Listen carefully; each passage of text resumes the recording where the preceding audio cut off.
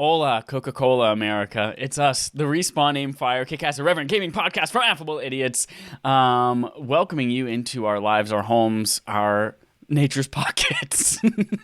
We have an episode for you filled with goodies and yum-yums today. I'm one of your hosts, Chad Michaelinis. We also have with us here Holden, not the Grabbler, DePardo. Is there even such thing as the Grabbler? Good morning, so everyone. Long story. It's the afternoon. Long story. I saw the purple in your background. I tried desperately while I was talking to remember the name of the purple thing from McDonald's, and I still can't remember it. But then I could remember, there's like a burglar one, and I couldn't remember the word hamburglar, but the first word that came to mind was Grabbler, which is the villain that Greg Miller made up in the Kinda Funny universe.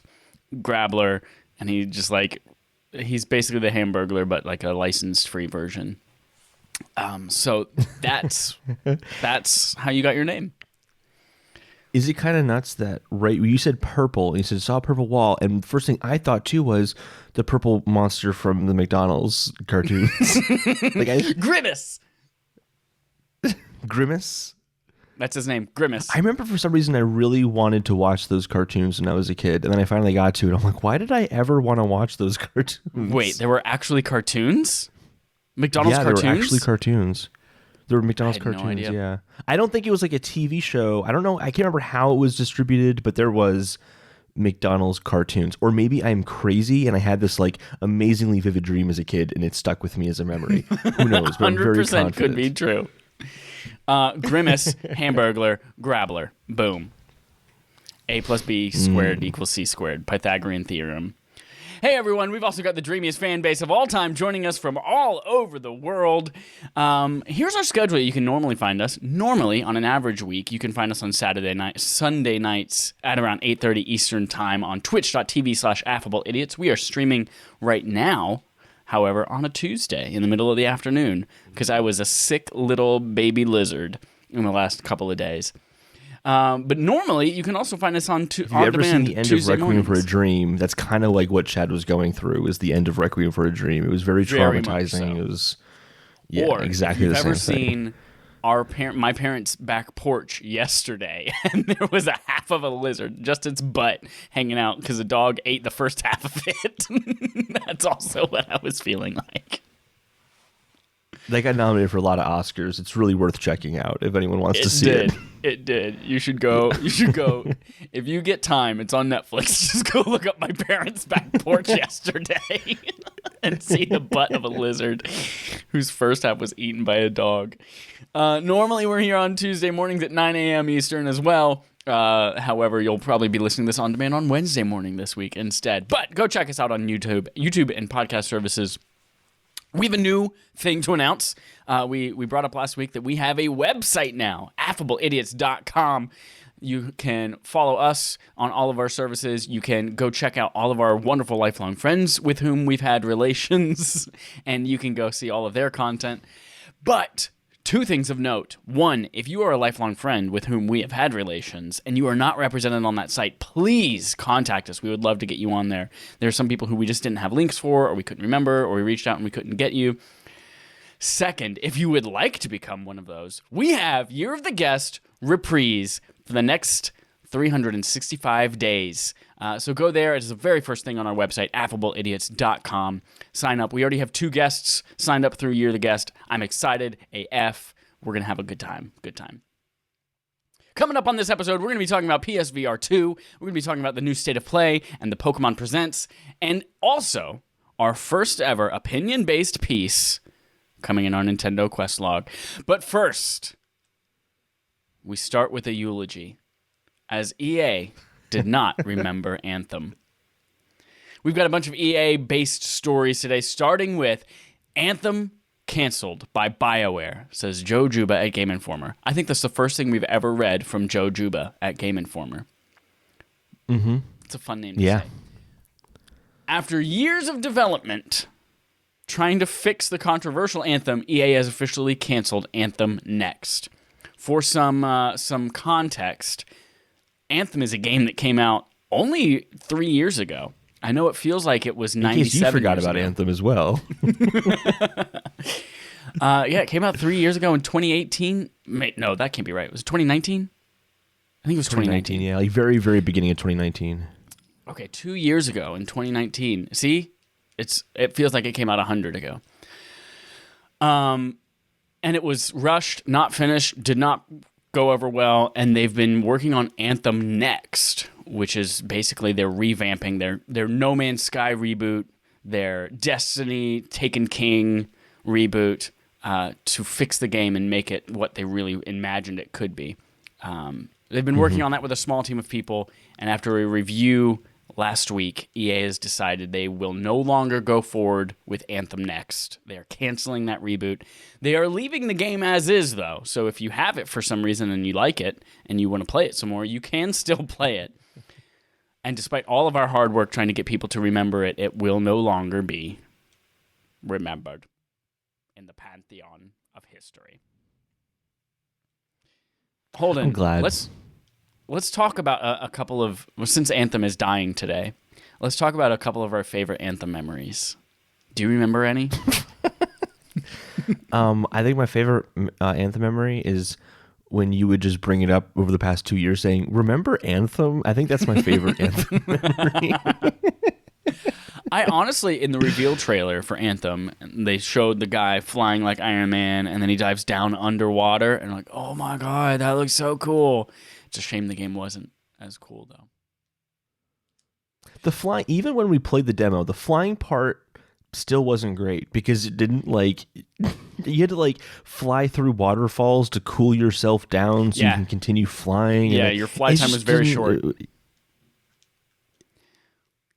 It's weird. But I'm just glad because I feel like this would have came out and just kind of died on arrival again. I just feel like it would have been more embarrassing. No one wants to play Anthem. It's good it's gone. I can't imagine there are any people who are right now playing Anthem and then again would be excited when Anthem Next comes out and they would decide they want to play it. No one wants to play that.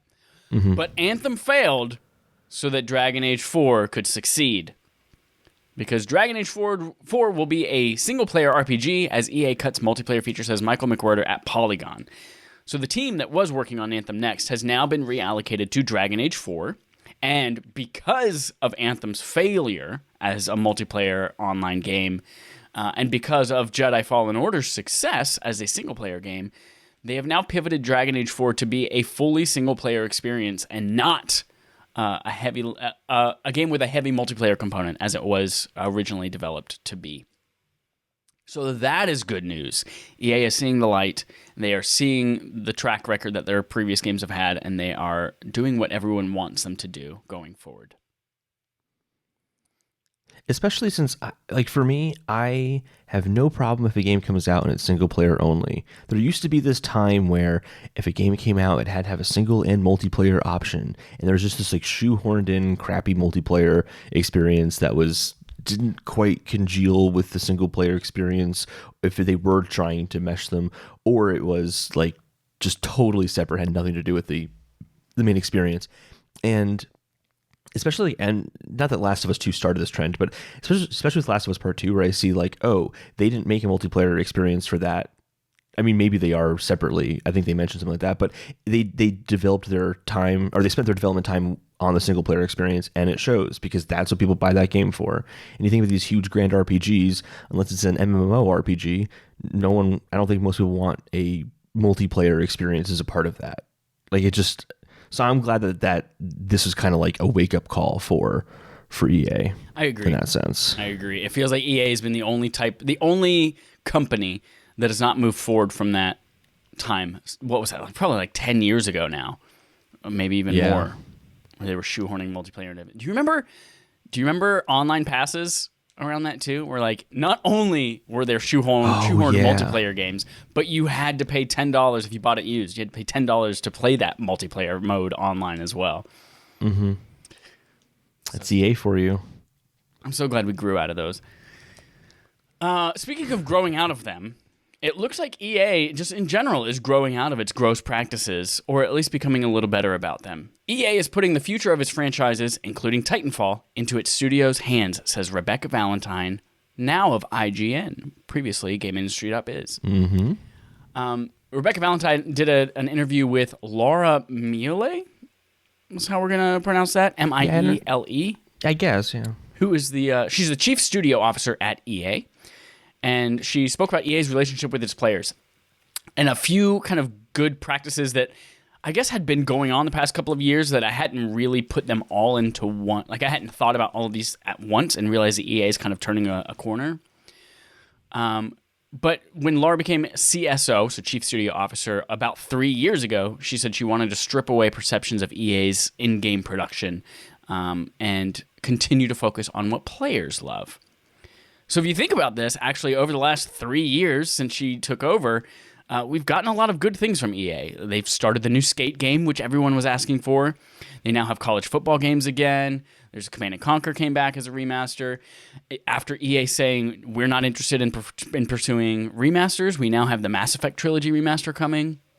Battlefront 2 got a huge revamp after that launched with a bunch of pay-to-win kind of stuff and gross microtransactions. So, and now with Anthem Next and Dragon Age 4 and Jedi Fallen Order, it looks like EA actually is starting to make a difference in the way that it develops things, what it chooses to work on, and its relationship with its customers.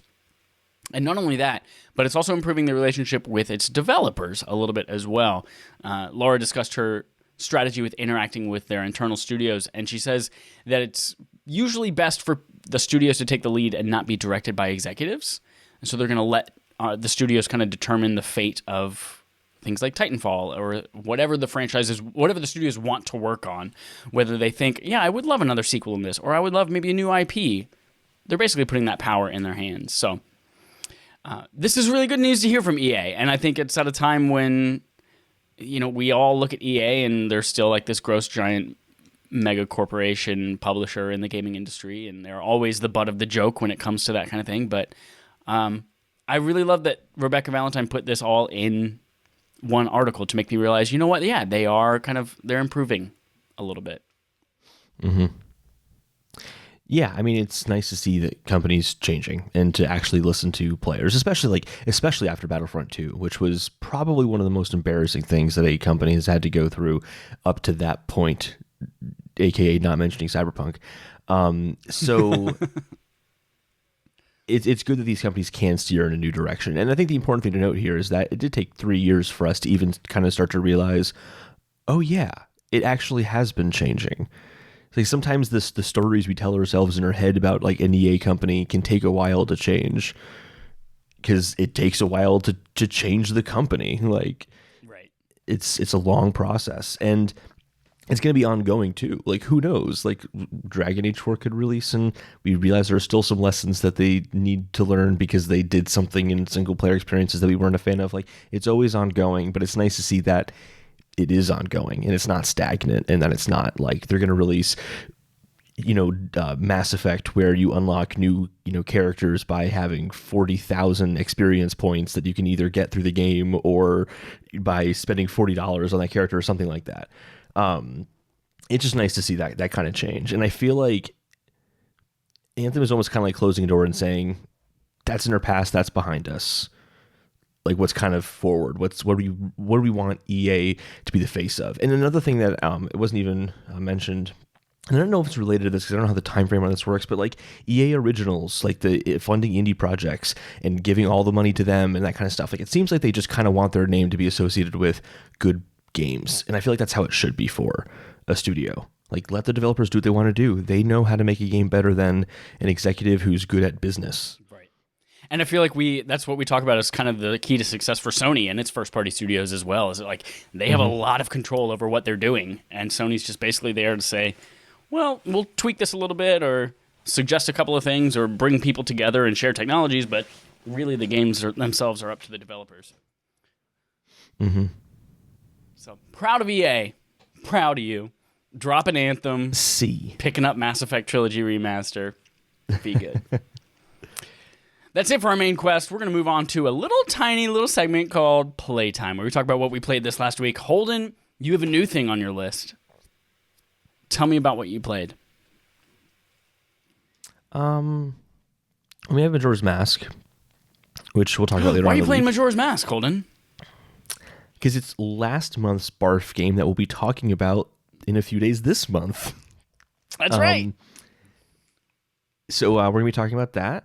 But this month's, or I should say the next 2 months' Barf game is Final Fantasy IX, which I had actually bought before I finished Majora's Mask and started playing before I finished Majora's Mask, because I'm actually very excited to play this game. So I started playing that as well. That's the next 2 months' Barf game. It is available on Switch, PlayStation 4. Barf is backlog accomplishments with Respawn and friends. How do people vote on Barf games if they want to? I'm getting to it, Chad. I'm getting to it. Okay. I'll let you talk. It is us going through what backlog games we would like to play and then leaving it up to our Patreon audience to decide which ones of a survey or poll of 4 they would like us to play. Chad and I go back and forth on picking the games each month, and Chad decided on Final Fantasy IX as one of the options, and you chose, you Patreon supporters. A game that was not a part of the Patreon poll for Barf, but I played anyway and beat, was Super Mario Sunshine. You beat Super Mario Sunshine? Very quickly, I beat Super Mario Sunshine, yeah.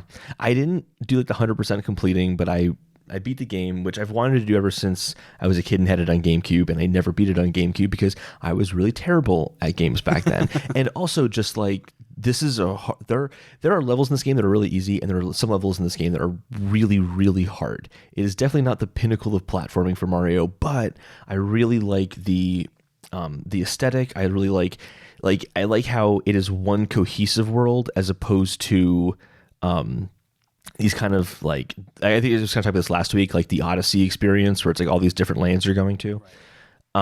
It's a really, really good game.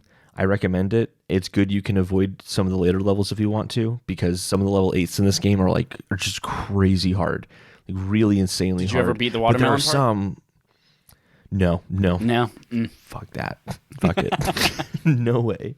Ever. But there are some levels that I think are like among the best 3D Mario levels. Like really, really solid stuff. There's one level it's a hotel, and I'm like, this is gonna be lame. You're just inside a hotel the whole time, like boring.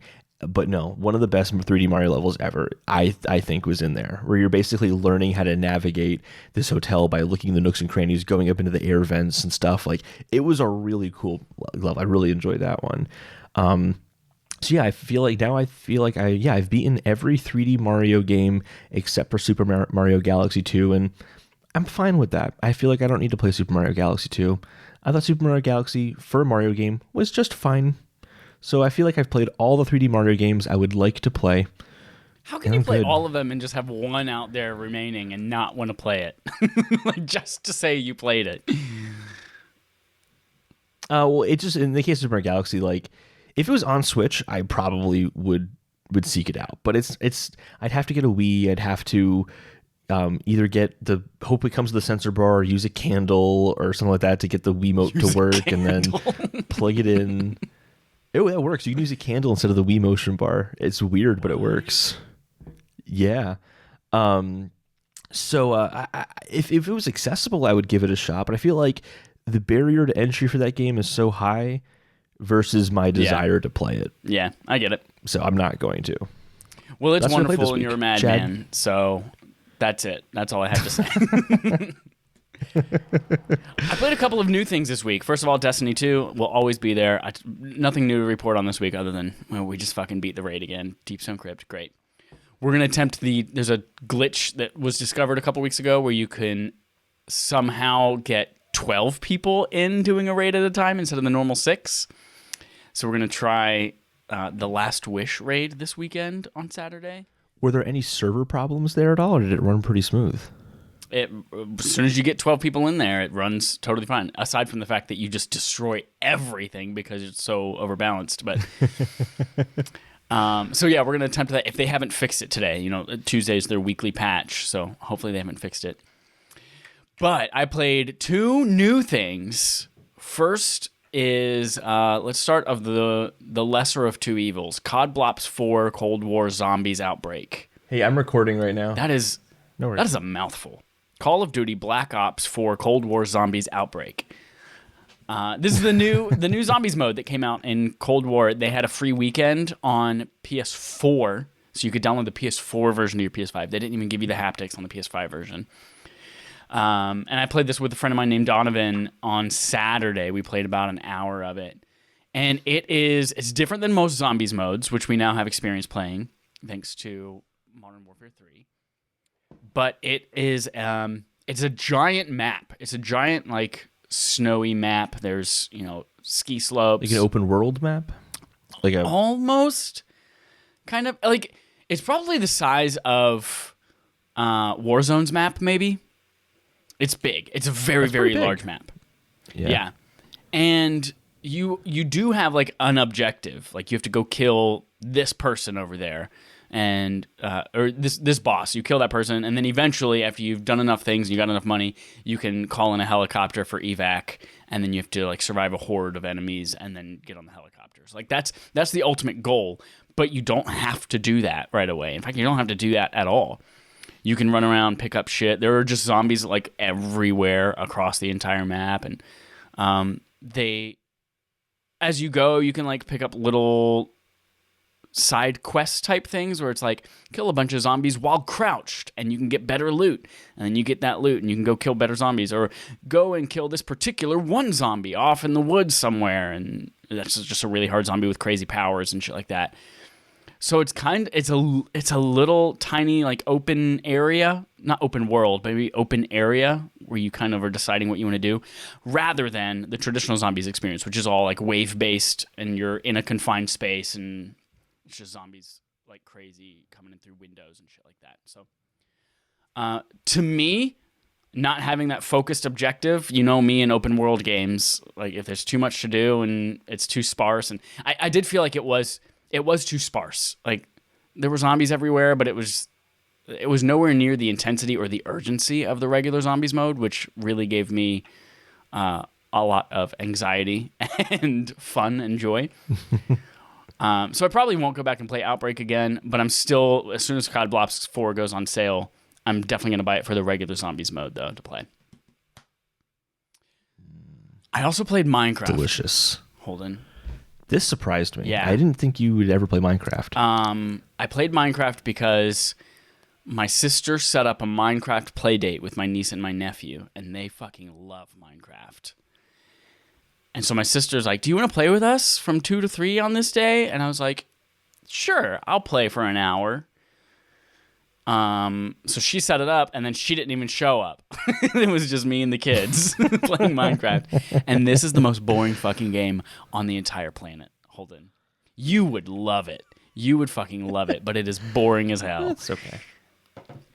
It is, like, we just jump into a server, and we're just on this island, this little island, and I run around the island, take about 60 seconds to run all over the island.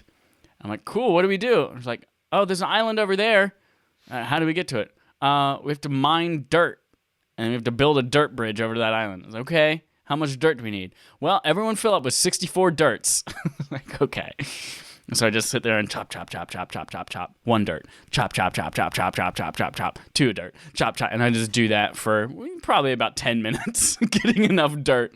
And then we build a dirt bridge over to the other island. And we get there. We're like, cool, what's on this island? I don't know. Nothing. Great. Glad we spent all that time building a dirt bridge. And then nighttime comes. And we're like, oh, it's nighttime. Be careful. There are zombies everywhere. And then zombies come and they kill you. And you're like, oh, damn it. And then you respawn and you lose all your shit. All the dirt that you picked up, it's all gone. I'm like, great. Well, I walk across, the dirt bridge is still there, so I walk across that. And then eventually, we stumble across, there's an island with a village on it. Like, oh, great. We go to the village and everyone there is useless. We just pillage their homes for, like, the couple of things that we got. And it is just, there's no objective. It's boring as hell. It's just nothing but, like, punching dirt and getting better dirt. So you can make more dirt shit. And it's so boring. Yeah, that's I don't know. I've never been a huge fan of Minecraft. I got it when it was like beta, like before it was fully released. You could get like the 0.5 version of it. Yeah. And the one thing that I can say I liked about it was that it's a very, very specific moment, is that I was just walking in one direction for a while because I'm like, I don't know what the hell to do in this game. This is kind of like pointless. I'll make a house. I'll wait in the house overnight while zombies stand outside, but I don't have to fight them because I'll just stand in this house. Like, standing's a very fun game mechanic for me. Love standing. Great stuff. But I'm walking down when it's daylight, and I just come across this area that has like reverse mountains where the peak starts at the bottom, and then it's like scale. Like it kind of it's like a control pyramid. Yeah, like a control pyramid. Yeah,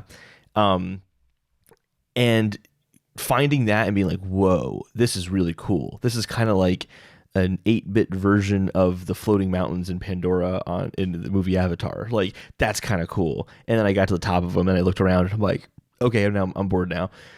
I saw it. Like, that's it. Yeah. Like, I guess it's like I don't mind games without a purpose. In terms of like Animal Crossing doesn't really have a specific purpose, but there's like a charm to it that I enjoy. And this, it's like, oh, but there are so many systems. The ground is ugly in Animal Crossing. Yeah.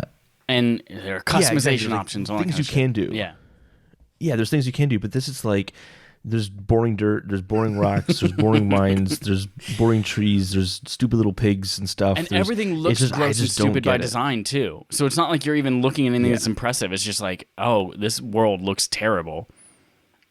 Yeah. But like I will say that like my brothers are huge fans of Minecraft, and it's because they create things in Minecraft. Like they kind of use it as more of like virtual Legos. I'm like, okay, that's cool. I get that. Not how I want to play games. That's just like not my goal with it. I can tell you there was one part that my niece and nephew got incredibly excited about. There was one island that, had a hole in it. You drop down and we went into this big network of caves and we got lost and stuck in there. But eventually we got low enough in there that we found this one little section of rocks that had gold in it. So you could mine the rocks and get gold out of it. And they freaked out. They're like, oh my God, we found gold. I never thought we would ever find gold in this. We're rich now. And I was like, oh, that's awesome. And, they break this stupid looking ugly block and they get 2 little coins of gold. And I'm like, great, what do we do with this now? And they're like, we can make gold weapons and gold helmets and stuff. And I was like, awesome, let's make it. And like, no, gold helmets are terrible. They suck. I was like, why do we want gold then? Like, I don't know, it's rare. And then we found diamonds. And they were like, oh my God, diamonds. I've never found diamonds before. This is amazing. I never thought we'd find diamonds. So we made diamond swords, which are apparently the best swords you could ever make. And then immediately I've accidentally fell into some lava, and there goes my diamond sword. It's gone forever. So,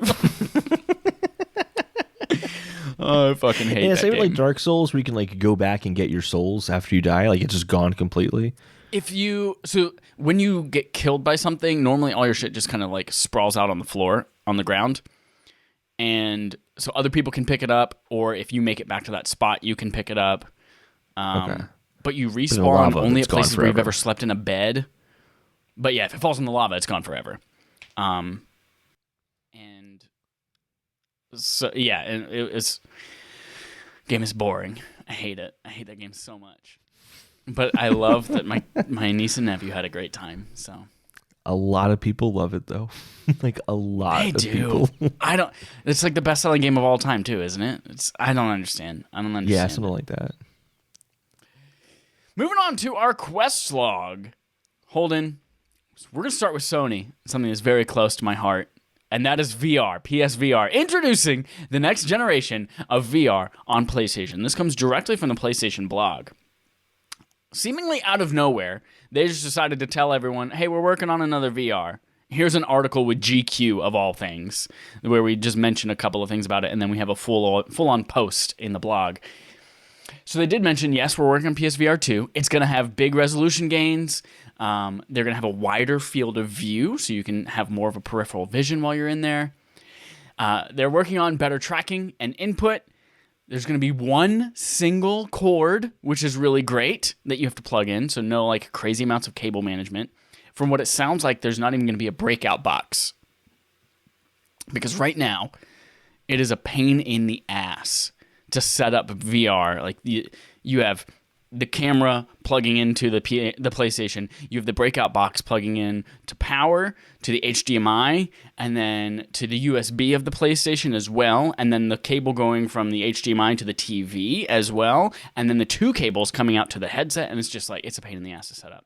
So it sounds like it's going to be literally one cord, plug it into your PlayStation, you're good to go. That makes me think also, maybe not even a camera. Maybe it's inside-out tracking.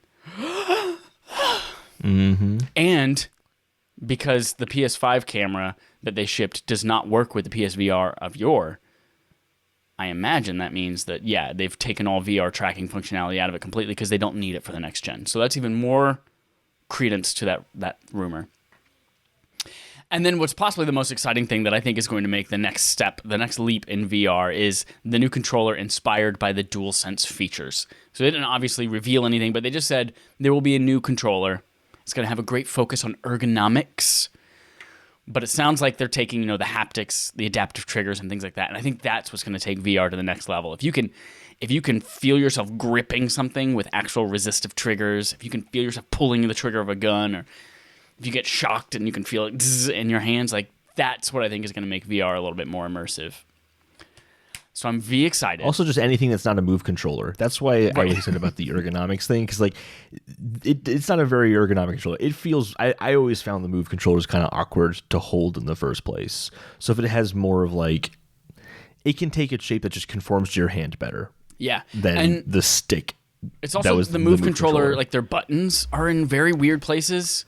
Like knowing, like the XO triangle and cross, or whatever, the 4 PlayStation symbols. Like they're not mirrored, so your left and your right one. If you have to press triangle, it's moving your thumb to the left on here, where it's moving your thumb to the right on this controller. So it's weird that it's mirrored like that. Pressing the buttons on the side, like for the options button, is weird. So yeah, it's great that they're dedicating a controller. It wasn't designed for VR. It was like PlayStation Move on PS3, and then this will work with PSVR, and just brought it over. So those are in serious need of an upgrade. But ultimately, you're right though. The haptics is going to be the biggest deal. That's going to be huge for VR. Yep. So nice. It is. They did confirm that it is not launching this year. So here's a quote from the blog post. There's still a lot of development underway for our new VR system, so it won't be launching in 2021. But we wanted to provide this early update to our fans as the development community has started to work on creating new worlds for you to explore in virtual reality. So dev kits are out there. Holden, why do you think they announced it like they did in this blog post and then referenced it in the GQ article? I have no idea.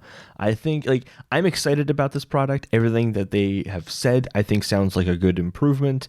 But I cannot think of a worse way they could have announced this other than handing out pamphlets in Times Square. That might have been a worse way to announce it.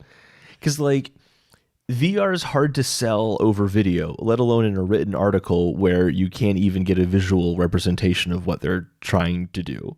It just seemed kind of weird to announce it this way. Maybe they thought PS5 sold really well and we announced that in an article, so why not just do it for PSVR as well? Maybe that was their idea. I don't know, but I mean, I'm glad it's coming. I just think it was a weird way to announce it. I agree. It's a really it felt really lackluster for the announcement of what is hopefully going to be a really crazy awesome device. But my guess is there have been a lot of people who are assuming, based on putting puzzle pieces together from PSVR and PS5's compatibility, that PlayStation is kind of postponing or giving up on VR a little bit. The new camera doesn't support the PlayStation VR headset. Getting it to work on PS5 is a headache. There are no PS5 versions of VR games. If you want to run Hitman 3, you have to download the PS4 version, run it on your PS5, and then do it in VR. So a lot of people were thinking, these are the signs that they're going to wait a little bit longer until there are bigger developments in VR. So I think this was them just saying, no guys, we are still committed to it. We do have cool things in the works. Don't worry. We've got things coming. So just to kind of hold people over a little bit. Yeah. I do wonder, so they said that this is kind of a transition to something else, but the development quote from the article that we read already, but as development communities already started to work on creating new worlds for you to explore virtual reality, I wonder how much of that is going to be, hey, these are experiences that developers are working on for PSVR 1, but now they're also working for it on PSVR 2, kind of like how there's a lot of PS4 games that are coming to PS5. Yeah. Or are these like games that are going to be tailored for PSVR 2 and tailored for, PS5? Because obviously PS5 has a lot of hardware that would be hugely beneficial to VR, such as a super fast SSD that can load in assets really fast. So I'm kind of I'm very much looking forward to that being expanded upon. Because I don't think that there's a large enough PlayStation VR audience that they would necessarily benefit from having cross-gen games like they did with PS4 to PS5. I think they could get away with keeping it here are games that you can only play on PSVR 2. Yeah. So I'm kind of curious what direction they go with that. And I think we'll be far enough into the generation that by the time this comes out, we'll be far enough into this generation that won't seem like it's prohibitive to a lot of people. People are like, oh my gosh, but I have all of these things and I have this whole extensive PS4 stuff. Like, no, we've established PS5 is the current gen now. Let's start making PS5 experiences. Mm-hmm. Speaking of PS5 experiences, Days Gone is leaping off of PlayStations and onto PC. So Days Gone PC port is the next PlayStation PC game, says Jenny Leda at Siliconera. Jim Ryan, CEO of Sony Interactive Entertainment, announced that Days Gone would be coming to the PC in spring 2021. He also said that, quote, a whole slate of PlayStation games, unquote, would see a PC release, but didn't offer any hints at which titles would be ported.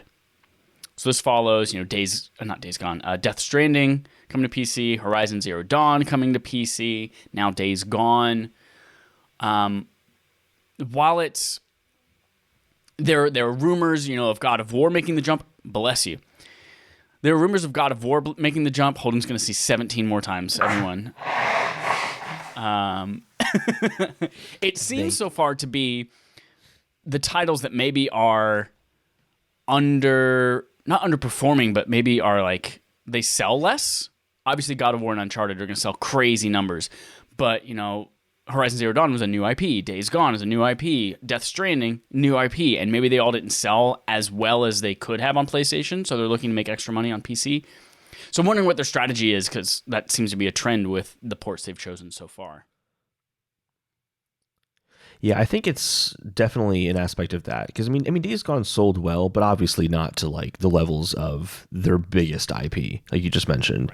I think also these games are easier to port. So, Kojima already worked on getting the Decima engine to run on PC, which probably made it easier to get Horizon to run on PC. And then Days Gone runs on Unreal Engine, so it's not a proprietary engine. And obviously Unreal runs on PC already. So I kind of feel like these were probably easier ports for them to do. I don't know what engines were used in other games. I feel like Naughty Dog and Santa Monica use their own proprietary engine. I highly doubt they're using Unreal.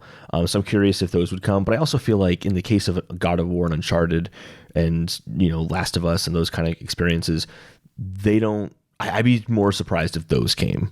Yeah. I think the kind of games to bring over might be like Gran Turismo or Ratchet and Clank or something like that, where it's definitely a strong first party game, but it's not necessarily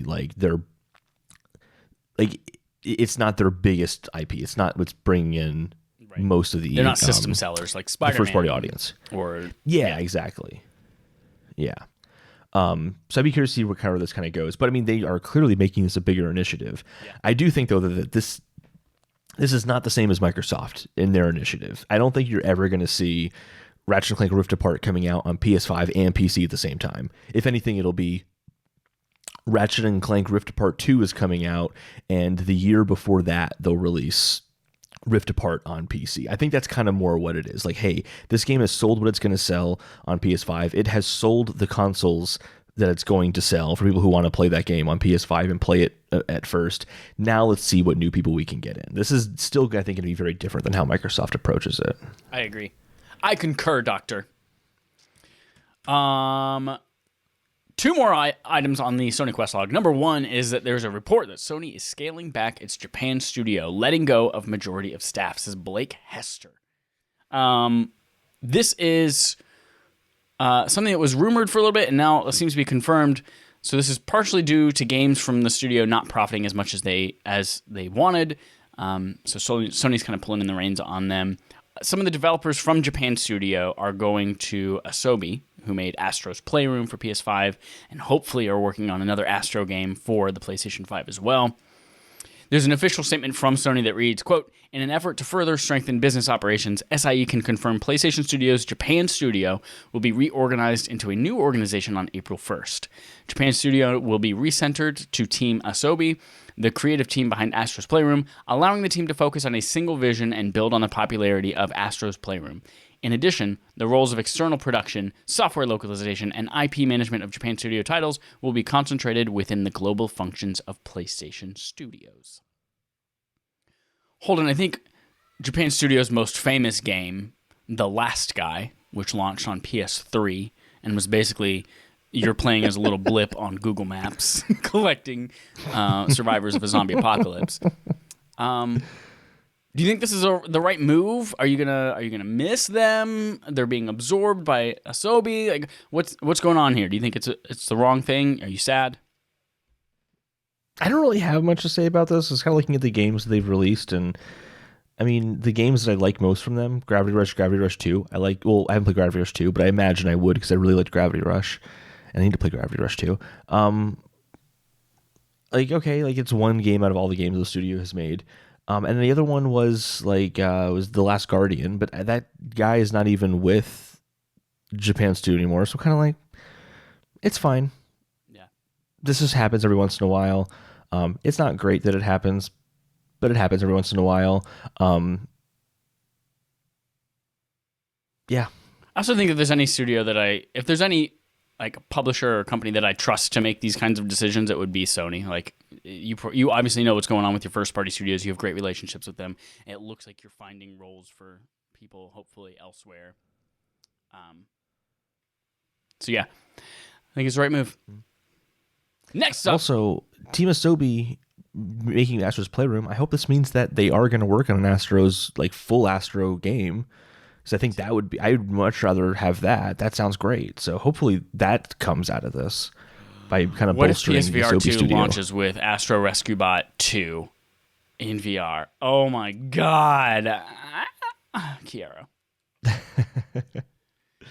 Final story for our wrap-up of the Sony Quest log is actually a pretty big one. Sony had a state of play. Everything announced at the PlayStation News event, says Adam Bankhurst at IGN. This was... I noticed we didn't even include the Nintendo Direct in this one. Oh, because we included it last week. This was shortly after the Nintendo Direct, and I would say a better presentation than that Nintendo Direct. And there were some fun things to see, additions to. There were some new things that were announced as well. I'll go through and name a couple of things that were kind of note. Kena Bridge of Spirits, which we all are excited about here at the Affable Idiots Respawning Fire podcast, is coming out on August 24th, 2021. Oddworld Soulstorm, coming out April 6th, and also coming to PS5 PlayStation Plus at launch as well. So it's going to be a new game that you get as a PS Plus member, which is great. Crash Bandicoot 4 is coming on March 12th to PS5. That's the upgrade coming.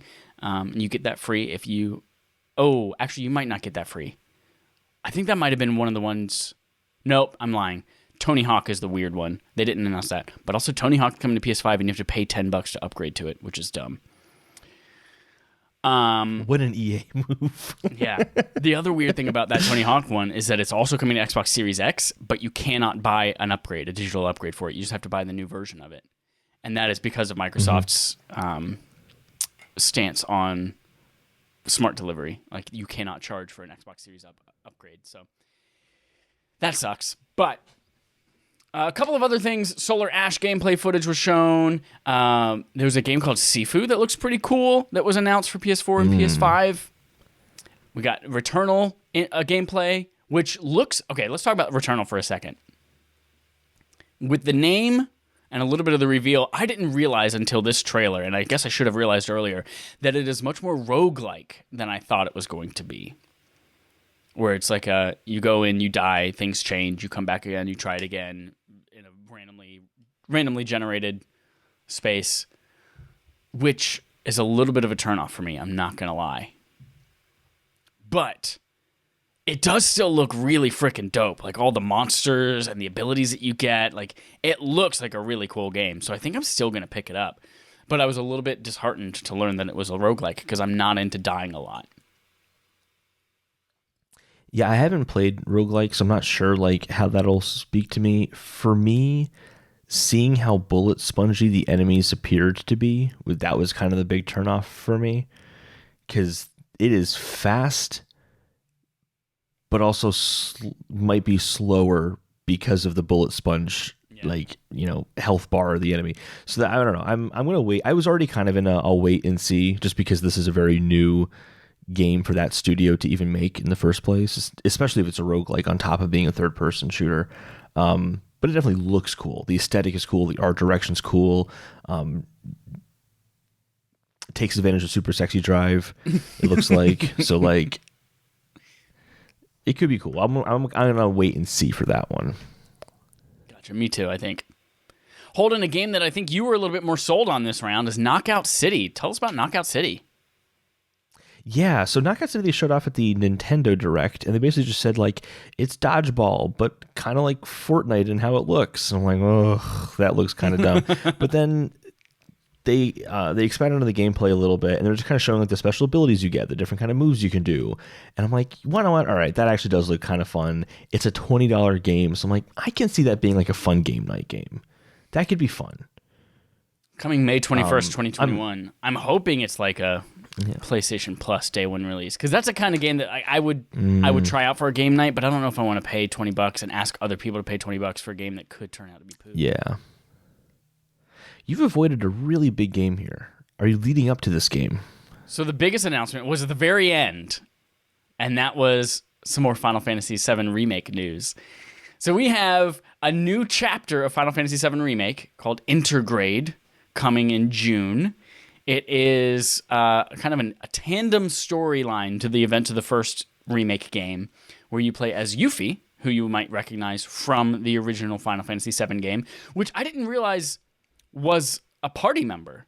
Like, Yuffie showed up and like would steal your materia and shit, but I never realized in the first game that you could recruit her as a secret party member if you did the right things, which is cool.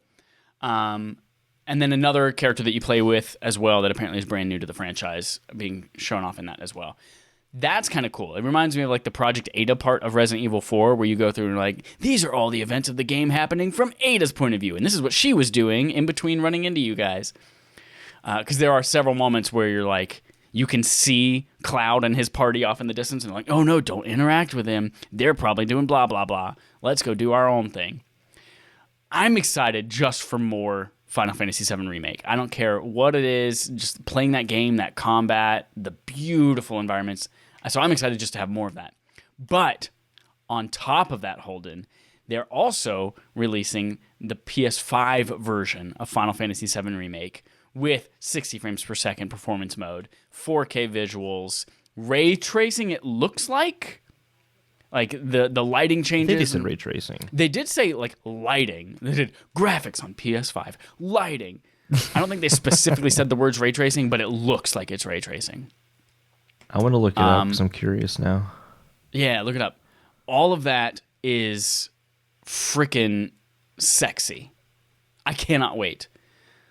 So all of that is free. If you have the PS4 version of Final Fantasy VII Remake, you get that for free. Or you could buy it on PS5 for $70 if you don't. In an interesting little twist, we'll talk about this a little bit more, Final Fantasy VII Remake for PS4 is free on PlayStation Plus today, starting today, but you do not get the free upgrade if you get the PlayStation Plus version. You have to actually buy the game to get the PS5 upgrade. All of that is dope. Cannot wait. And it is, in a weird move, Final Fantasy VII Remake Intergrade, the extra chapter starring Yuffie, they have confirmed is PS5 only. So you do not get that on the PS4 version of the game. I wonder why. That's interesting. You don't hear that very often, that DLC for a game is next-gen exclusive. That's interesting. Yeah. I guess they want more people to pay that $70 for the PS5 version. What's up, Engaged Family Gaming and Campo63 in the chat? Yes, this is live. Yes, it is Tuesday. We didn't record this weekend because I was sick. So yeah, that was the most exciting thing I think from that entire announcement was seeing more Final Fantasy VII Remake. I am 2% bummed that it is not news on the next installment and that it is instead like a supplemental chapter, but it doesn't matter as long as I get more Remake, and I'm gonna play it all again anyway because it's 4K 60 frames a second. So yeah, I mean, I don't really have a horse in this race because just like I'm not like a huge Final Fantasy game, but although a Final Fantasy fan, maybe that'll change after 9 and I'll go back to 7 Remake. But like I was watching when they first started showing Final Fantasy 7, literally the first thing I said was, nah, this can't be DLC. They would just save that content for the next game. And then, like 30 seconds later, they're like, Holden, you're wrong. You're super, super wrong. Yeah, do you not remember Final Fantasy 15? And it was like 35 different pieces of DLC content for each of the characters. Oh yeah, no, my mindset was like, well, we know they're making part 2. So if they needed to expound on the story, they would do it there, right? But I guess not. What's interesting to me is that they're charging $70 for the PS5 version of the game, but giving it as a free upgrade to everyone who already has the PS4 version. That's an interesting move to me. I think that's kind of like a thank you to everyone who, hey, you supported this early on PS4, so we want to do this for you. But here's the question. Can you still buy the PS4 version right now, probably discounted, and then get the free upgrade come June? Yeah, how would they track? I guess they could just track it by purchase date, but yeah, like how does that work? Let's go and see. Is the PS4 version now going to be $70 as well? I don't know. Probably not, but that would be Engage like... Family Gaming says it's $30 really on Amazon right now. Hey, you should get it. Yeah, because if you have the disc version too, you can plug it in and get the upgrade as long as you have a disc version of PS5. I'm going to the PlayStation Store to see, because I feel like if they were going to ensure it doesn't upgrade, they would put the asterisk on it, and the PlayStation Store would be like, this version of the game no longer. Yeah. Let's see. It's still $60 for starters.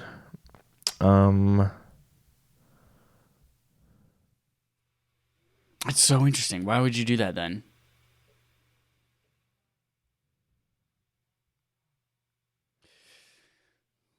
Everyone, I want you to take a look at the books behind Holden and try to determine his personality based on those books. Got a lot of Michael Crichton dad's back personality. There. It's my dad's personality. It's not me. Nanotechnology.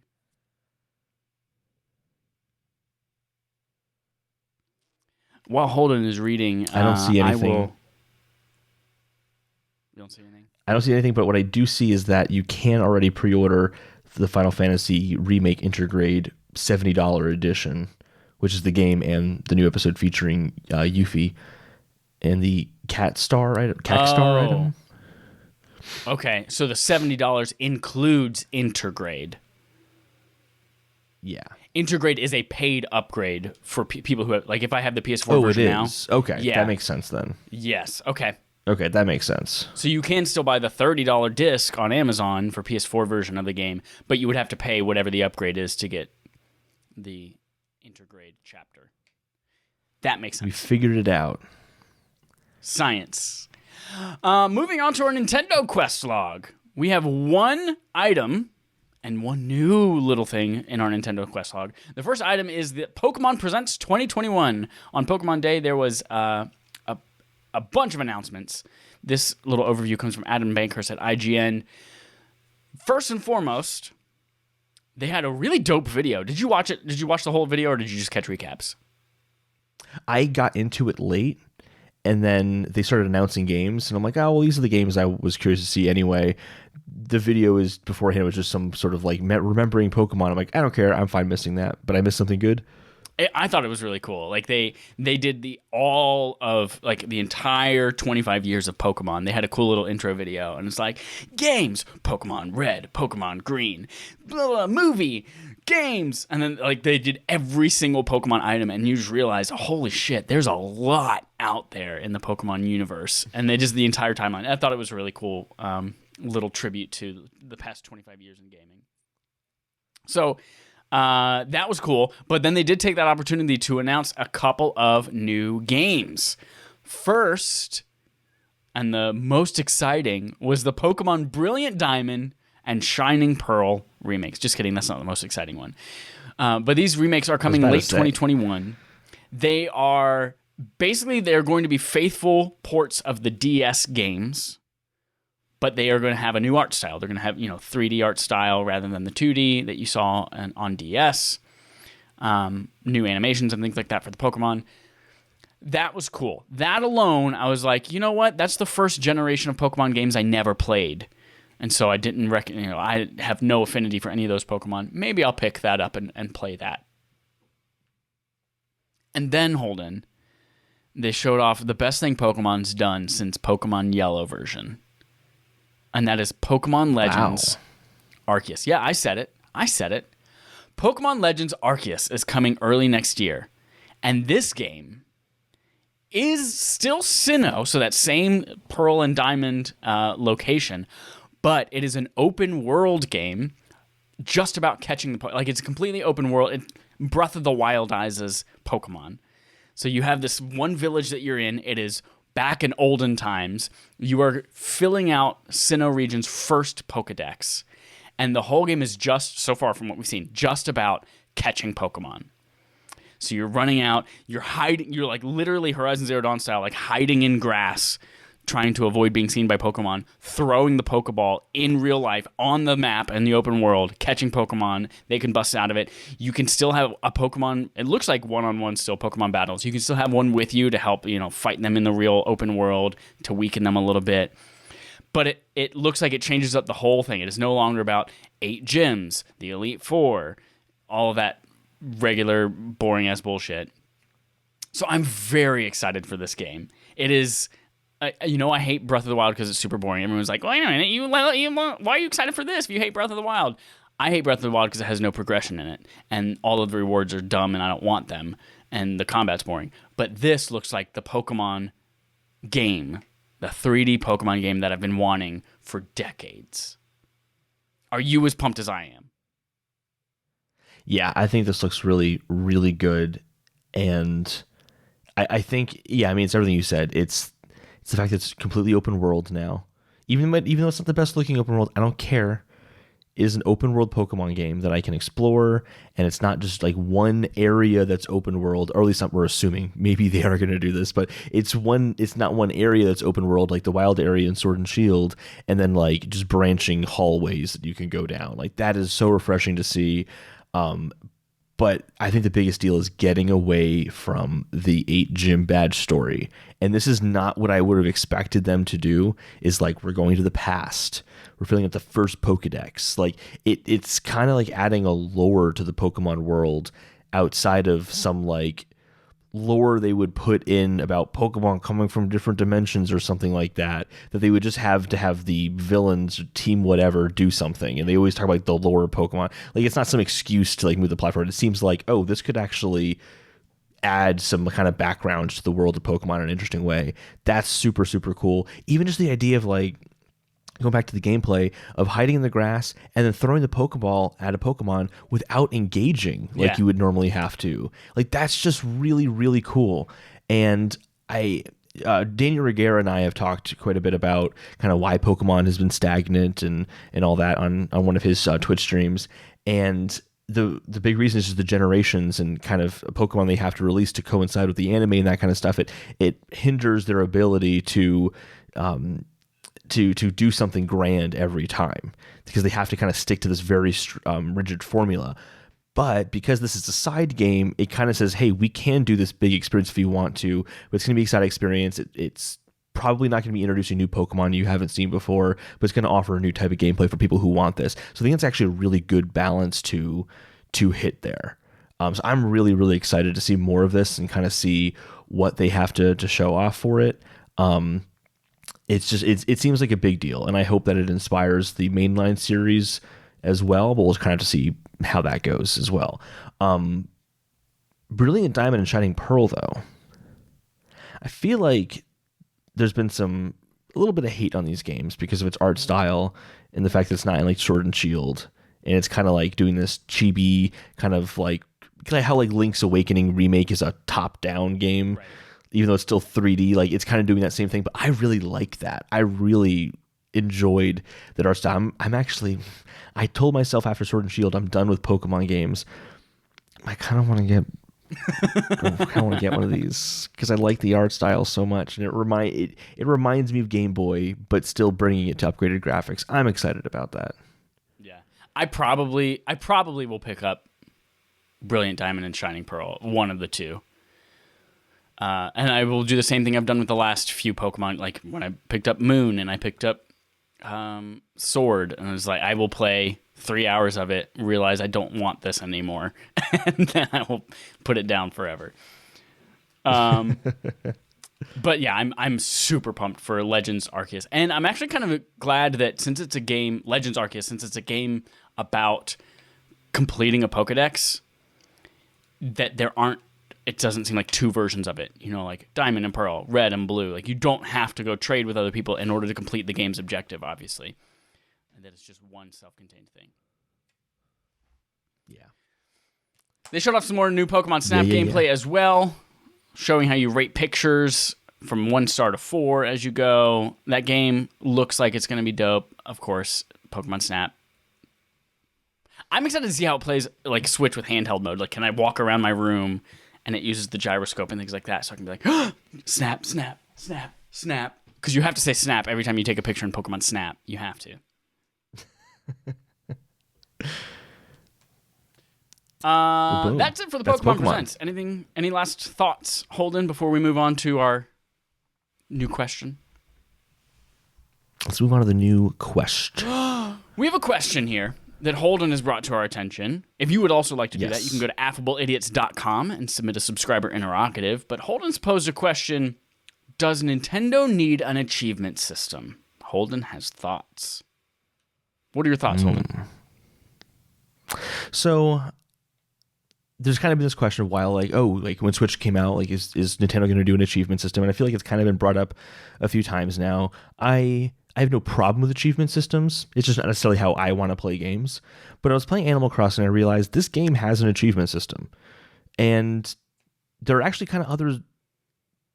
There is kind of like an achievement system in some other games. They just don't have like a system-wide achievement system. So I kind of started to think in terms of in-game achievement systems versus system-wide achievement systems.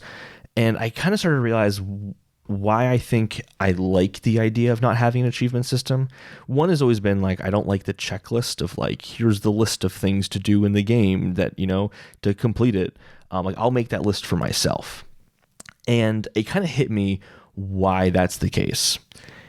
So thinking about like Animal Crossing, the achievement system in Animal Crossing is the Nook Miles system. And you basically will get a stamp in your Nook Miles book for completing certain things, like catching a certain number of fish or spending a certain amount of bells on your island, like things like that. But they hide them until you unlock the first one. And then when you unlock the first one, there might be like 5 stamps for 5 levels of whatever the achievement is, like fish. It's like catching 10 fish, 20 fish, 100 fish, 300 fish, 500 fish.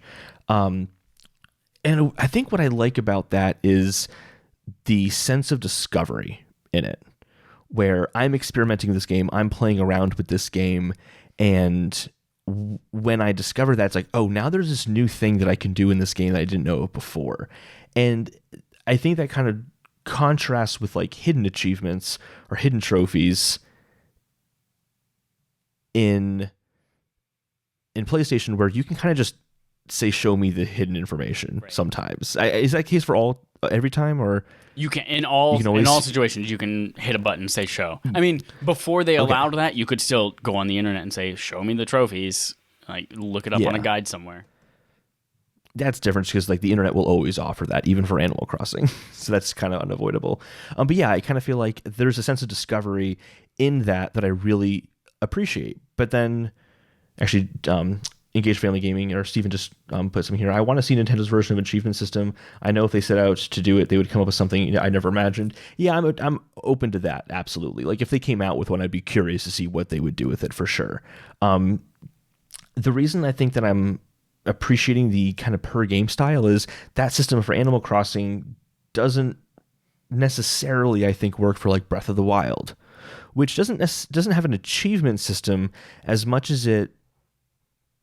Okay, so here's where it differs with Breath of the Wild. Their sense of discovery in the game is you can come across this guy who will buy monster parts from you, and he'll start to give you certain masks and things like that. But then he'll give you medals, which are like the achievements for beating all the Hinoxes or all the Magdalas in that world. And that's like an achievement in and of itself, but it's like one that I discovered, that I found, that wasn't in like a list somewhere. And it's a unique way of kind of doing that achievement that works in the context of Zelda, whereas Animal Crossings is the unique context for Animal Crossing. And then even Super Mario Odyssey, which has like the achievements of filling out the list of collecting all the moons, like that works for Super Mario Odyssey based on how that game works. It's in a little pamphlet that's like a travel book inside Super Mario Odyssey, and I'm like, I kind of like that it's like baked into the game in some way.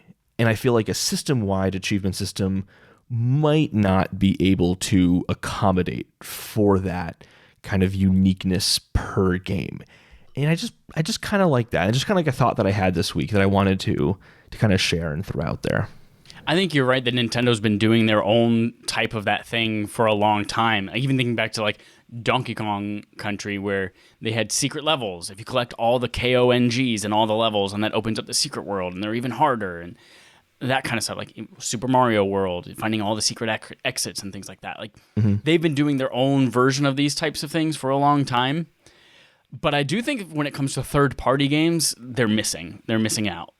That obviously the third parties have already done all the work, especially if it's a multi-platform game. They've already done the work to implement the system. It's already on Xbox and PlayStation, and they are missing out on, like, obviously it's a very small percentage of people who give a shit about their trophy score or trophies or their achievement score. But like, why not? If the work has already been done and it's just a matter of just like building a framework for that all to work on Nintendo Switch. For case in point, Final Fantasy IX, I'm 100% playing that on PS4 only because it has trophies out there. Like, would I prefer to play it on Switch? Probably.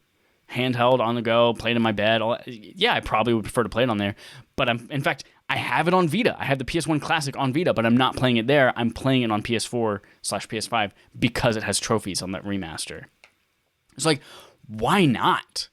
I feel like it's such a minimal amount of effort, and there's so little risk in doing that. Maybe they don't even have to make it required for every game like PlayStation and Xbox does, but just like make it an option. Because I think that they're just missing out on a percentage of people that would play it on Switch if it had that, but I'm not going to because it doesn't have any kind of system like that. Yeah, I definitely agree that, third parties have already done that work, so it would just be kind of allowing them to continue what they've done on PlayStation and Xbox and just bring it over to Switch. I think that what might be difficult there is Nintendo, if they still want to do the way they want to do it, they wouldn't be using their own achievement system that they've built. And I feel like they're not going to build something that they're not going to use, even if it might be creating parity between other consoles, which is definitely not Nintendo's bread and butter, is doing the same thing as everyone else. I agree with Steven from Engage Family Gaming, though. That, like, if Nintendo did decide to put any energy into making a system like this, like, they would find a way to either adapt their games or adapt the system to work with their games, and I think it would be great. And I would be totally into it. It would cause me to put more time into Mario Kart, and what if there was, like, find every shortcut in Mario Kart, and experience this level with every type of character and how they're different, and unlock all the cars. Like, I would be driven to play this a little bit more than I normally am. So yeah, I think there's value to it, and I think they could do it if they put thought into it. But as you mentioned, they're not the type of company that says, "Oh, look at things other people are doing. Let's also do that." Yeah, I think one way it would benefit Nintendo is there's a sense of discovery that I think is nice, but there's also at times where that sense of discovery is not fun.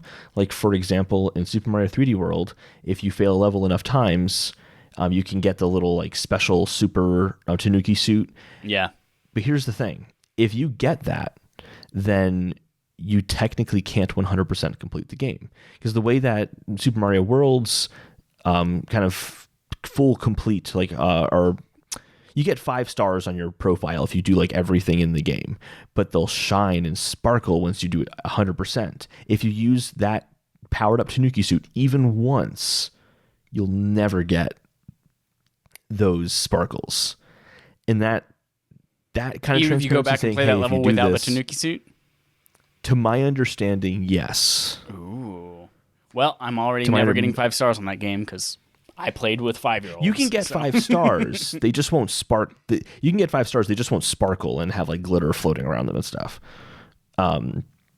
Which is like the completionist's way of doing it. That is like, I think that's a frustrating level of discovery. That's not discovery. That's just like, we didn't tell you something that would be nice to know if you were trying to achieve everything in this game. So thinking like in certain circumstances like that, it definitely would be helpful if Nintendo had this like either just a prompt in the game telling you that, or like an achievement system that lays it out in like the list of different achievements, like completed every single level without using the Super Tanuki suit or whatever it's called. Like in that case, BioShock, completed helpful on the hardest difficulty without visiting a dollar bill store. Like, oh, okay, gotcha. Exactly. Yeah, exactly. Interesting. Yeah, nice little discussion. Thank you, Holden, for that new segment. Oh, you're welcome. Moving on to Fetch Quests, our last thing before we wrap up with Game on Game Show, we have quite a few Fetch Quests this week. First of which, Gran Turismo 7 has been delayed to 2022, says Jonathan Dornbush at IGN. This was originally leaked by a French trailer from PlayStation itself to be coming in the first half of 2021. But it turns out COVID delayed it. Surprise! I was actually listening to, first of all, side story. You know that app Clubhouse where it's just a bunch of people talking in chat rooms and, smelling their own farts and not really talking about anything. Twitter just rolled out a feature like that. And I was listening to one for about 3 minutes with Jeff Keighley talking to Reggie Fils-Aimé. And in that 3 minutes that I happened to be listening to it, they talked about how when COVID first hit, we saw a bunch of games in 2020 still come out because they were almost done. And it was easy to finish a game remotely. But we're going to see probably a lot more games in 2022 get delayed because it's a lot harder to create a game in a pandemic working remotely than it is to finish something that has a majority of it done and just kind of polish it. So that's where we're seeing Gran Turismo 7. And honestly, I wouldn't be surprised if a lot more games that were scheduled to come out this year don't come out this year. Because of that as well. God of War. I think Jason Schreier even said this. He tweeted out like, if you think God of War is coming out this year, I have a bridge to sell you or something like that. I don't think there's a chance God of War is coming. I wouldn't be surprised if Horizon Zero Dawn got pushed out later, maybe still within 2021, but like much later than we would have thought. They actually reconfirmed that date. Horizon Forbidden West, they just reconfirmed that like yesterday. Yeah. Okay, good. Speaking of things that are never coming out, the Halo TV show will now reportedly, apparently, premiere on Paramount Plus in early 2022, says Chris Moy at Destructoid. It was originally scheduled to come out on Showtime. I do still have the reminder set up for New Year's Eve of this year saying check if Halo still exists. Turns out Halo does not exist. It will not exist. I will win whatever bet that was supposed to be for. Well, it exists. It exists. It just hasn't been released yet. And I think with COVID, an exception can be made to push that back. It's coming, quote, in early 2022, but it's going to get delayed again. Again, it doesn't exist. Just like the Uncharted movie. It's not real. Next up, there's a report. PlayStation 5 storage upgrades are coming this summer, says Brian Ashcraft at Kotaku. Thank God, because I've started having to delete shit from my PlayStation to download new shit. So, as we all know, there's been an expandable NVMe SSD slot in the PlayStation 5 since it shipped, but you can't put anything in it because the PS5 firmware disables that slot for now. Turns out this summer, we will probably see a firmware update that enables it, and as PlayStation has mentioned, they will have a list of compatible SSDs that work with it as well, and I cannot wait. It's been way overdue. Holden. Have they announced, or are there any companies that announce SSDs that will work with PS5? PlayStation has not said anything will work with PlayStation 5 yet.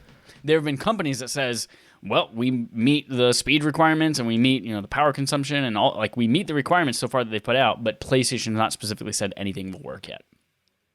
I'd imagine if they're unlocking the firmware to allow for expansion slots, that they're doing so because there's actual product to buy to fill in the slot. I'm hoping.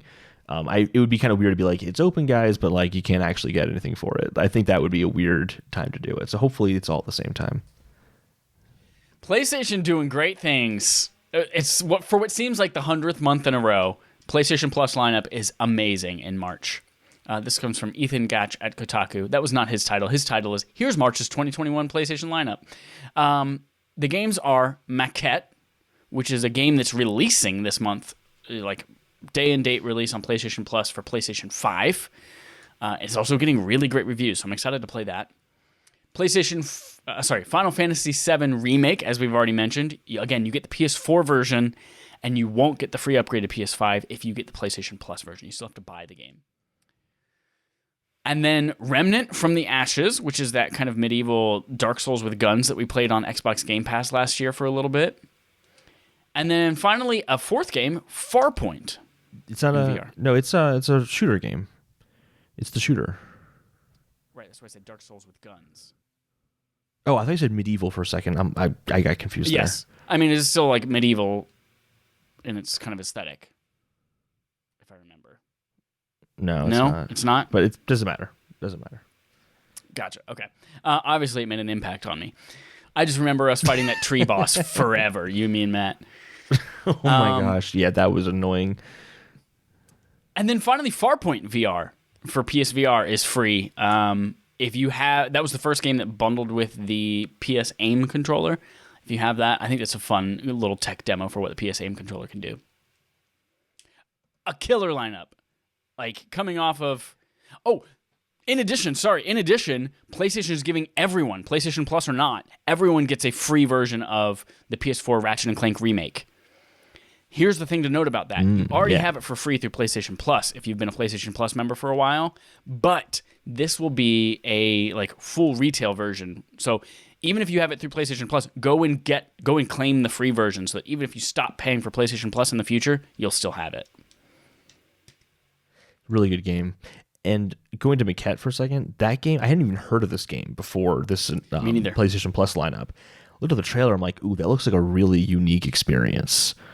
Just the idea, it looks like a puzzle game where you're looking at this kind of small miniature environment in front of you, and you're walking around it, and when you place objects in that environment, the same thing happens in your full-size environment, because your full-size environment is a full size of the miniature environment you're looking at, and I'm like, oh, there's so much puzzle potential there, and I'm really, really curious what that looks like. It kind of even reminds me of The Witness a little bit, where you're kind of probably, I would imagine, walking around trying to figure out how to take advantage of this environment for progression. That looks really interesting. Yeah. Seems like a lot of interesting brain-breaking puzzles, so I'm going to play it for about 10 minutes and hate it, but it's probably going to be a really great game.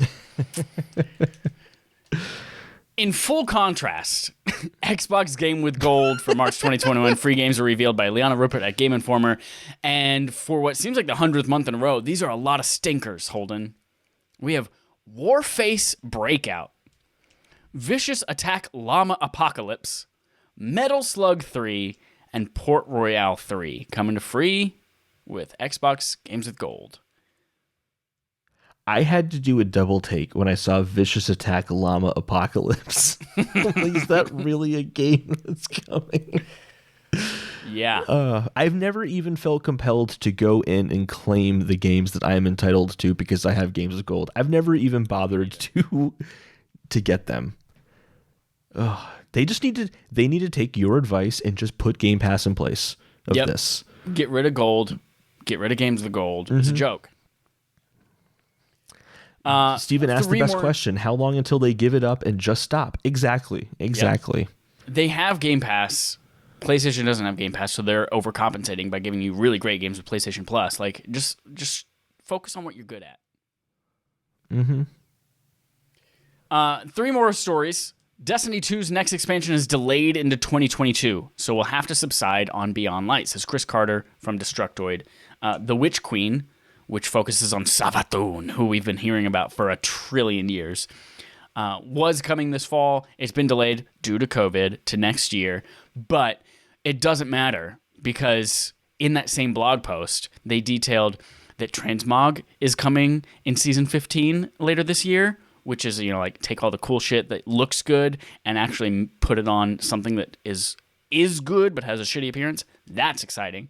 Crossplay is coming later this fall as well. Sorry, Transmog is coming this next season in season 14. Crossplay is coming in season 15 this fall, which is really, really exciting. So we can finally play all sorts of dungeons and raids and shit with Joel, who's on Xbox for some reason. That's exciting. So they have a lot of good quality of life things for players coming in place of, Witch Queen being delayed, but I'm pumped. Hold, please, because Steven brought up a really interesting idea here. He says, that going back to games with gold and Game Pass, what if instead of games with gold, they just gave you like a library card version of Game Pass, one game at a time, or something like that? That's a great idea. I think that'd be a good compromise. Like, you only have one game downloaded at a time. You can't download more than one game at a time. I think that's a good compromise. That could be cool. They would have to or work like out one a week or something like that. Like, yeah, I would have to. The way that I play games, like let's say Destiny 2 is that game for me, and then I'm like, cool, I'm playing it. Blah blah blah. That's a game that I come back to several days a week, and then I'm like, oh, something else just came out on it. I have to delete Destiny 2 in its entirety right now to download and try that thing that I might hate, and then re-download Destiny 2 again if I hate that thing. It's like, I don't know if it would be for me if they did it that way, but that's an interesting compromise, I think, that library card way of doing things. Certainly works better with single-player games. Game Pass is available for you if you want to pay up and do exactly what you just said. Yeah. But I think it works better certainly for single-player games or shorter experiences than it does for online games like Destiny or WoW or something. Even if they just said, like, hey, you still get 3 monthly games this month, but you pick them out of the Game Pass catalog. What 3 games did you want to play this month? Yeah. As opposed to saying, here are 3 shitty games named Vicious Llama or Vicious Attack Llama Apocalypse that you'll never want to touch. Try something you actually want to play. Yeah. Interesting thought.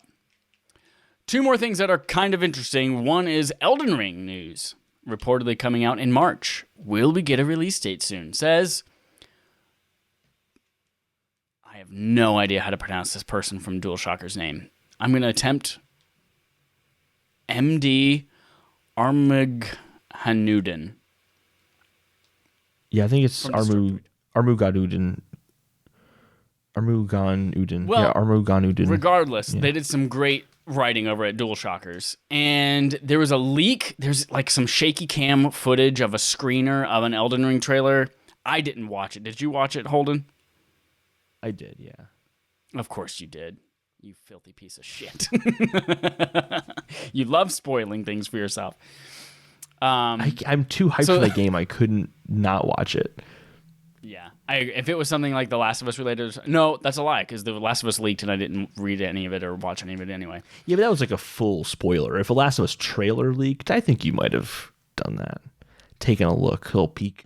I don't know. So there's a trailer apparently that could be shown off.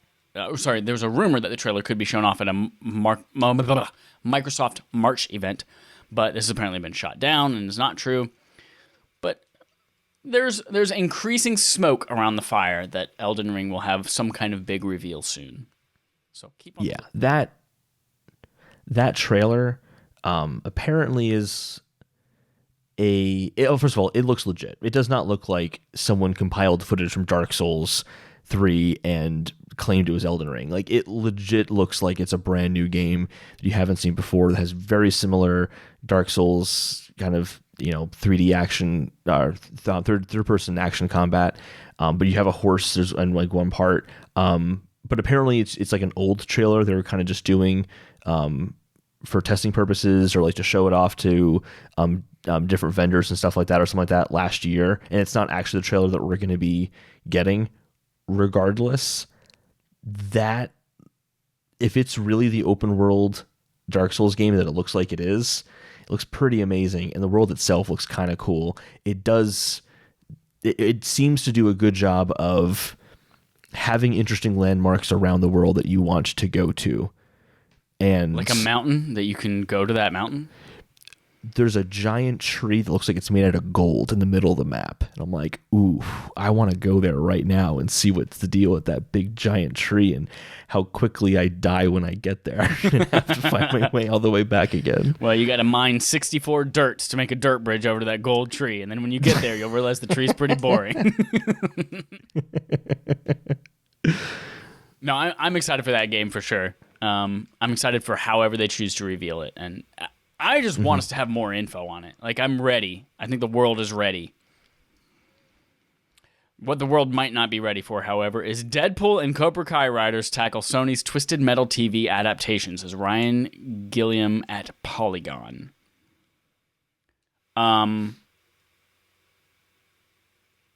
Great.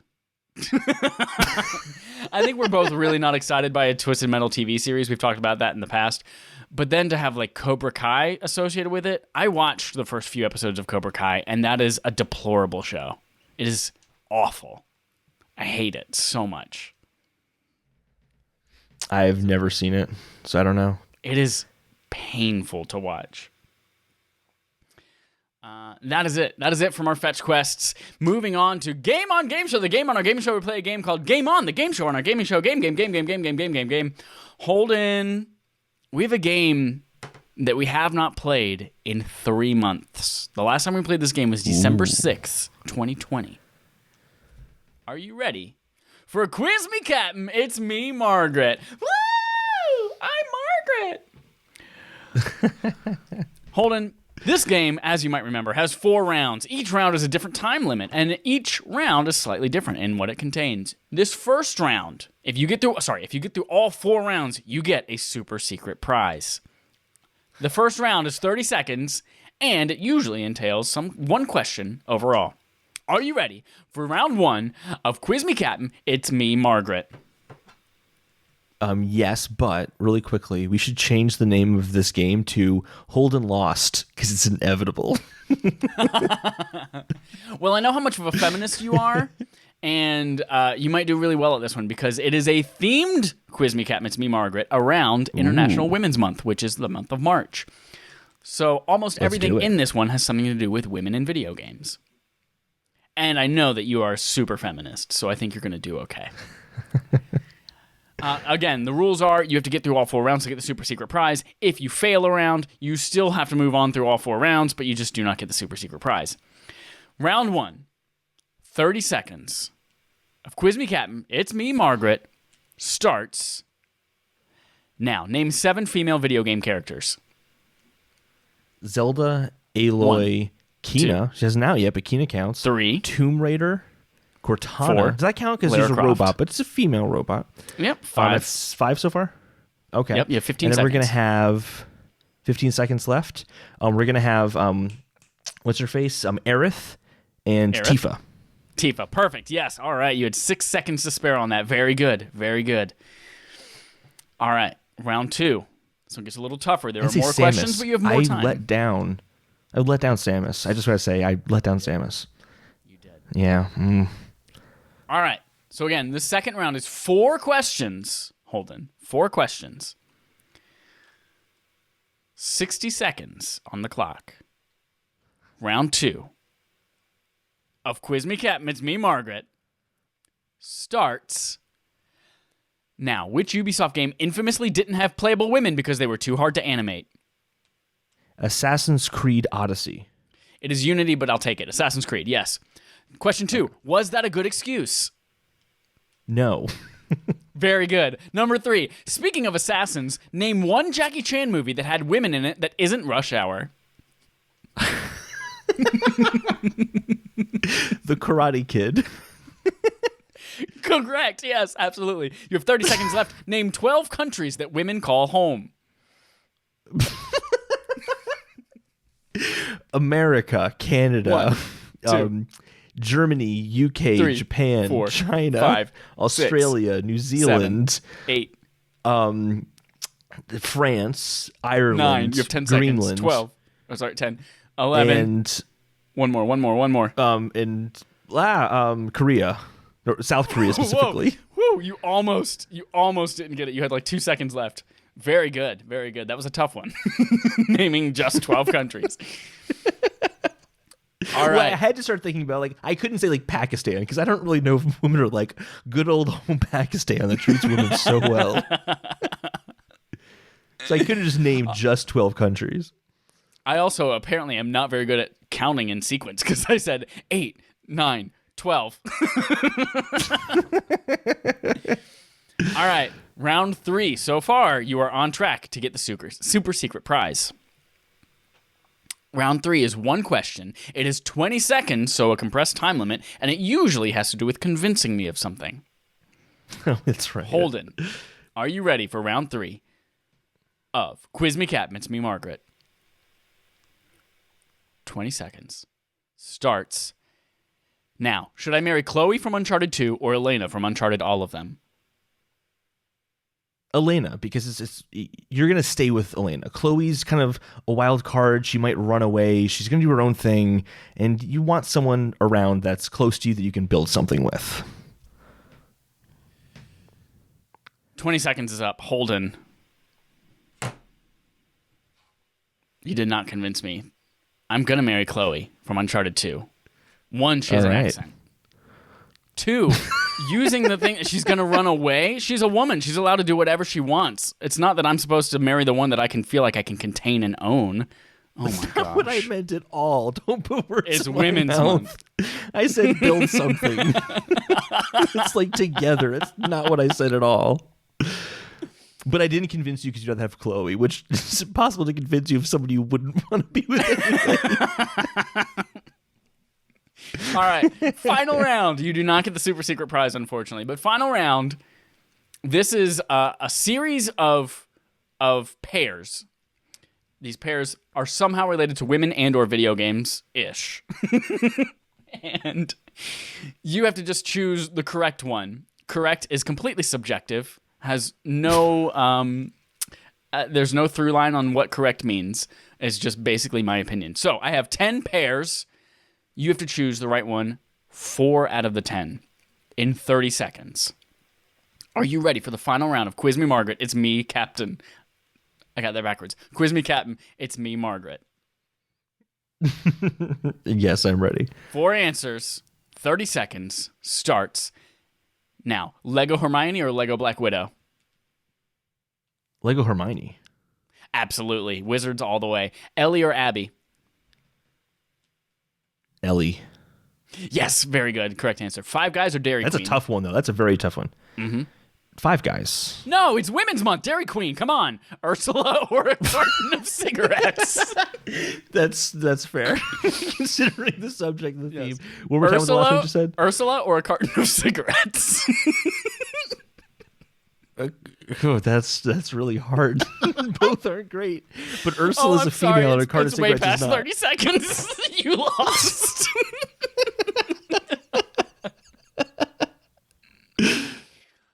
The correct answer was...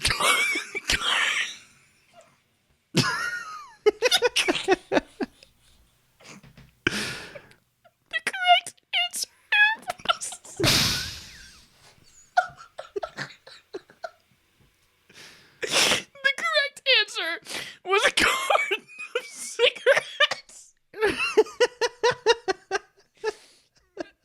Because as bad as cigarettes are, and they're just disgusting, Ursula was the worst boss of Kingdom Hearts 1.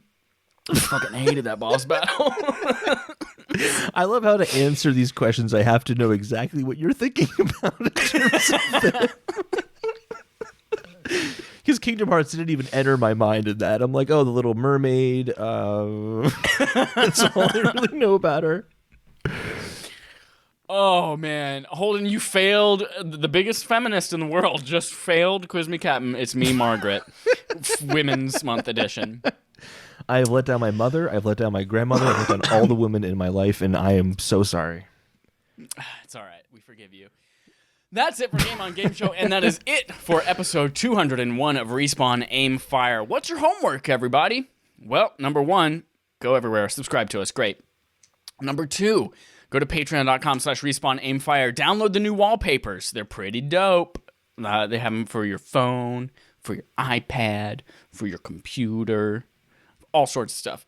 Go download those. And then also you get the ability to play with us on Thursday nights. If you are a patron, you play with us on Thursday nights with whatever our game night happens to be that week, which is really dope.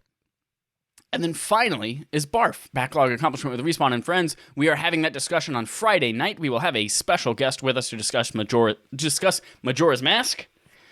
So go ahead and play that. Write us in your thoughts on Majora's Mask if you've played it before or you're playing it with us right now. And we will read those on the air. We promise. Wink, wink.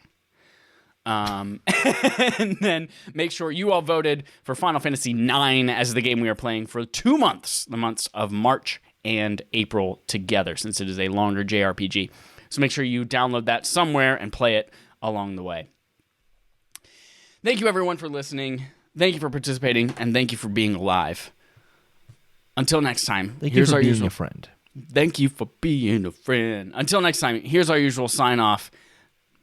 No, Steven, not pears like the fruit. Pears like two things. God.